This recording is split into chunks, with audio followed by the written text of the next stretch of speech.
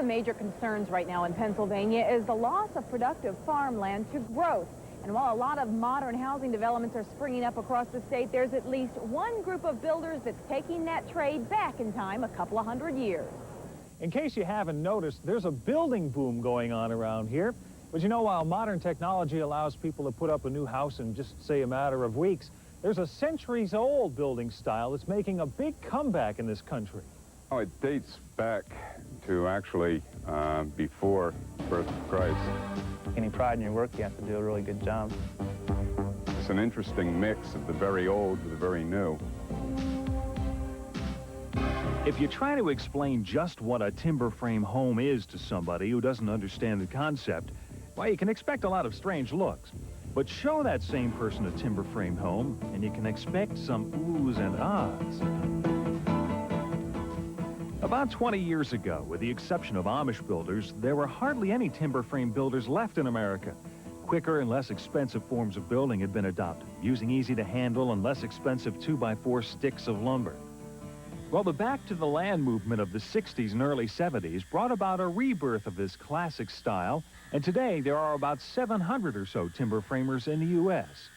Bruce Simmons, Tony Zaya, and Charlie Browning design and construct timber frame homes in central Pennsylvania and run Wood Butcher's Custom Timber Framing. These days, that name alone raises a few eyebrows.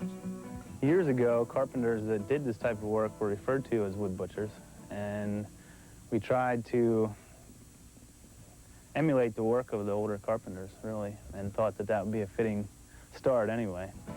Now, building a house is challenging enough, but a house frame that has no nails is a craft that comes close to an art form. No nails, all tree nails they're called, which are 1-inch oak pegs. But we use are kiln dried, and that holds the entire structure of that in the joint. If you've ever built a house from the ground up, you know one of the hardest parts for the owner is the weight. Well, timber framing is no different. Weighting is still the hard part.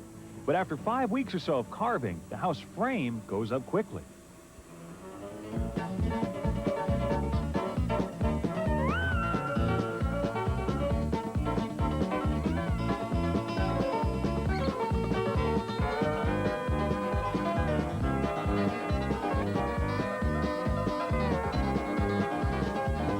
Well, the art of timber framing all but disappeared for a few reasons. Number one, it's very intensive in labor, and the beams are big and heavy, hard to work with sometimes. Then once they got up, what did you fill in the spaces with? Well, the answer seems to be stress skin. They're 4x8 sheets of drywall laminated right to the house's insulation and the exterior sideboard. It's a great insulator. The stress skin is probably the single most important thing in the catapulting of the timber frame back into popularity. People now are starting to see that maybe spending a little bit more and having a structure that can pass on from generation to generation may be worth the added cost. And the final product is a piece of work that can last for 1,000 years. From the outside, a timber frame home might look like any other. But inside, the craftsman's work is on display for all the generations to come. Well, a little exterior siding work on this place, and we'll be ready to call this house a home.